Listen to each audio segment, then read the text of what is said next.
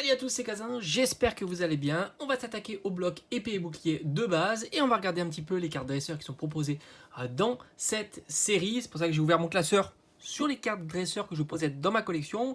Ce que j'ai vu, c'est que j'ai pas de cartes dresseurs de épée et bouclier de base, à moins que y en a une ou deux qui traînent dans un coin et qui n'ont pas été rangées dans ce classeur, ou alors tout simplement j'ai pas bien regardé, tout simplement.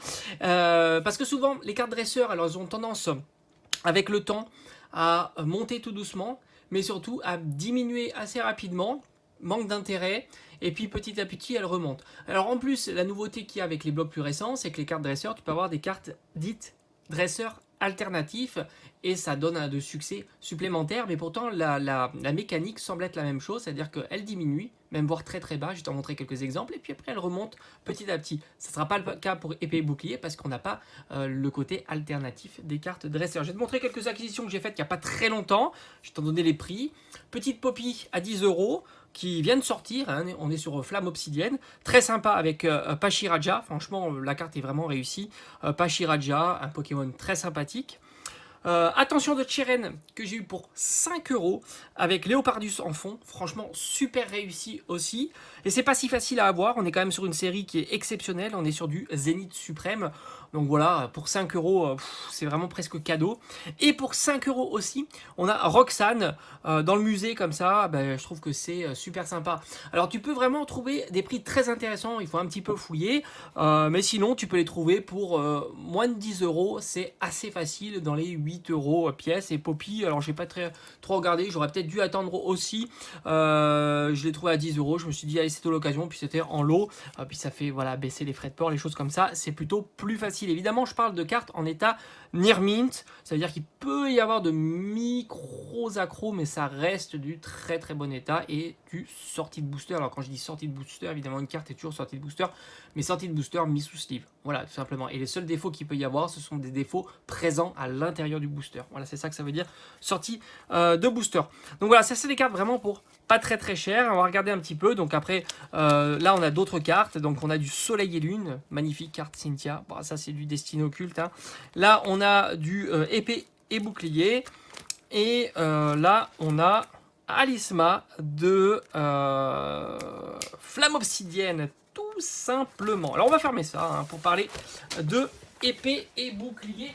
Tout simplement. Alors il faut savoir que épée et bouclier est sorti, alors on va mettre ça au fond, ça peut être sympa, est sorti en février 2020, donc épée et bouclier de base, première série du bloc épée et bouclier. Il n'y a pas moins de 4, c'est pas beaucoup. Je vais vous mettre là toutes les illustrations. Carte dresseur full art classique. On a Travis, Rosemary, Recherche Professorale et Sbire de la Team Yell. Autant vous dire que ce ne sont pas des dresseurs très très populaires, à part Rosemary. D'ailleurs, c'est ce qui va expliquer le prix de la seule carte qui est assez chère, c'est Rosemary. Et il existe leur variante en carte Rainbow. Ils faisaient ça souvent à cette époque. Les cartes Rainbow étant des cartes pas appréciées du tout.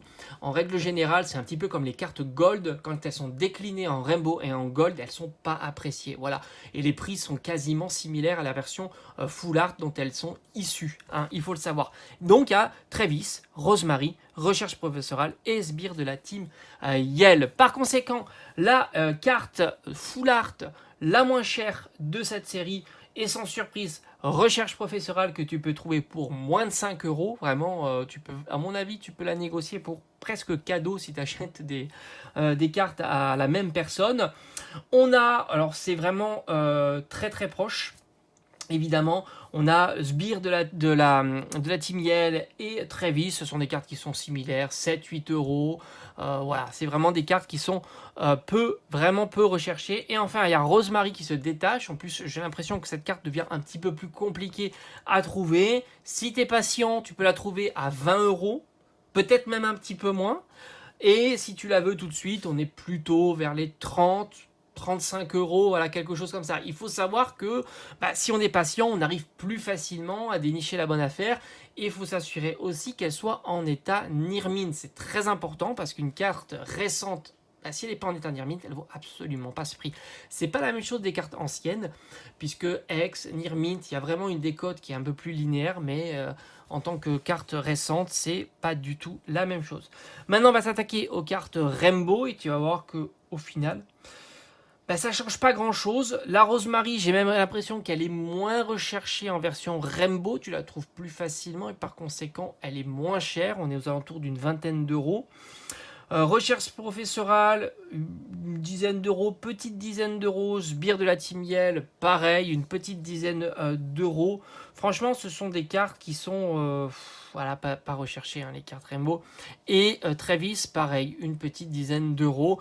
Donc, seule carte qui se démarque un petit peu dans cette série-là, c'est précisément Rosemary, mais on pouvait s'y attendre. Rosemary est plutôt populaire et c'est vrai que les cartes dresseurs, même les cartes populaires, diminuent puis montent avec le temps et Rosemary en est la preuve. C'est une carte qui devait coûter pas moins de 5 à 10 euros proche de la sortie, hein, quand elle était, voilà, quand les gens en avaient beaucoup et voulaient s'en débarrasser. Et maintenant, petit à petit, elle monte et je ne serais pas étonné dans 1 an, 2 ans, 3 ans, quand il y aura moins d'offres de cette carte-là, la voir monter petit à petit. Tout comme certaines cartes des blocs plus récents, de les voir petit à petit monter, monter et monter. Voilà, j'espère que cette petite vidéo t'aura plu et on se dit comme d'habitude sur la chaîne. À bientôt. Allez, ciao, ciao.